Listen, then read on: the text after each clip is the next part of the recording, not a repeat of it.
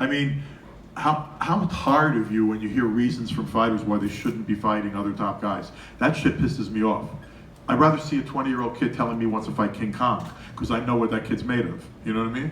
Like, I want to hear this guy calling out Lomachenko. I don't even mind it when I love Lomachenko. He might be the best fighter on earth. I'll tell you this, he has the best footwork I've ever seen in my life. He's certainly one of the top 4 fighters in the world. But I want to see a 20-year-old kid calling out the best guy in the world. I think that's what you're supposed to do.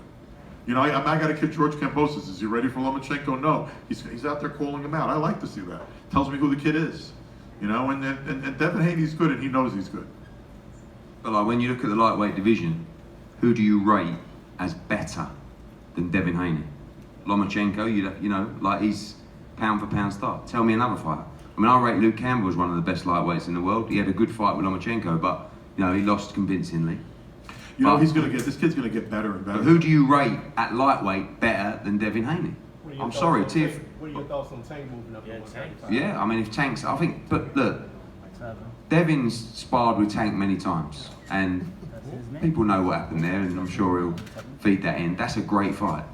So would you like to see that happen? Yeah, of course. Great fight. Tank's going to struggle the more he moves up in weight, in my opinion.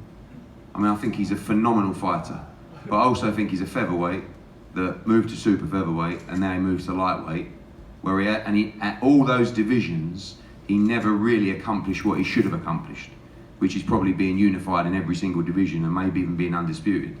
But if you look at the current active lightweights, you have to really, you know, again, like talking about, I know Luke Campbell's one of my guys, but I can't see how you can compare Teofimo Lopez to Devin Haney right now. I think he's a different type of fighter.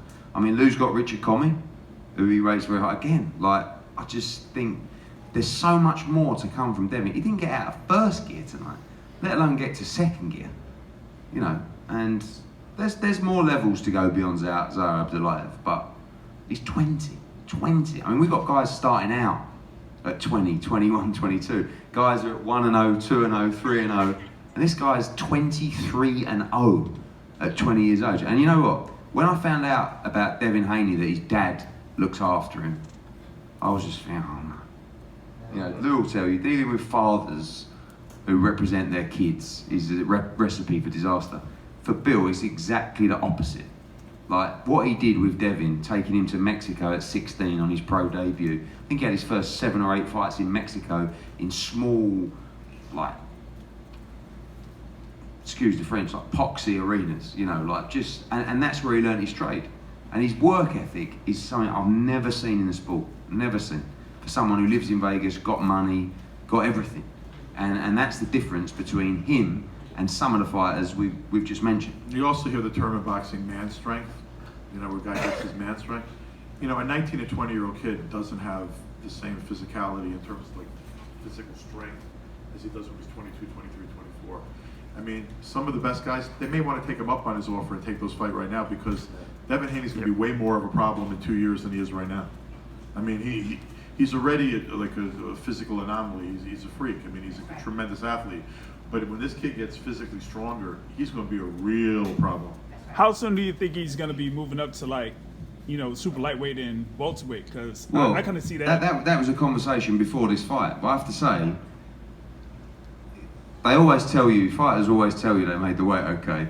We knew when he fought Moran, he didn't make the weight great. And it was a concern going into this fight that, are we going to get the title at 135? Because if not, maybe we should look at 140. But I believe, as Lou said, when we talk about man strength, this guy is going to be a multi-weight world champion. He can't miss the boat at 135. That's got to be his first strap. And he's interim champion. It's not a real world title. We know that. We've got to get the real thing. Right. But this fight, he made weight super comfortably. So that's reassuring. I think he has 2 to 3 fights left at 135. And then, so he has to win that world title before he moves to 140. He's talking about, he believes he can end up at 154. You know, but who knows? I mean, he's 20. Yeah. So to you, Haney is the bigger challenge for Lomachenko right now? Right now? Yeah. You know, and I know that Lomachenko's a legend. Like, it's hard to call him out and, oh, Haney will do this, Haney will... But all we're saying is that Lomachenko is going to wait for the winner. They tell me that both guys, Comey and Lopez have agreed to fight Lomachenko if they win. Lou might tell us different. No, But it's true. I feel the bigger payday would be with Gervonta Davis. yeah, but he wants a belt. I mean, that's what Devin Haney wants. He wants to win a belt at 135. So what we're saying I'm saying is, as far as Lomachenko deciding who he wants to fight. what are you saying? Do you see Gervonta Davis in a Lomo fight before you see a Lomachenko? No, Devin Haney? no, I don't see either of them. I don't see either of them. I mean, Bob's not going to take a fight. But what I'm saying is, Lopez is fighting Commey in December. Lomachenko's waiting for the winner of that fight for the undisputed fight. That fight's not going to be till May, April, May, June. So what's he gonna? He boxed in August. So is he going to sit out for 10 months, Lomachenko? If he fights in the interim, the fans should almost insist it's his mandatory challenger. If he fights for the undisputed, I understand. Every fighter should try and fight for the undisputed title. But if not, I believe he should face his mandatory. Lomachenko is not afraid of anyone. He'll probably look at Haney and go, I like that fight. I'm sure he wants to fight Gervonta Davis as well. But whether that fight will be allowed is another story.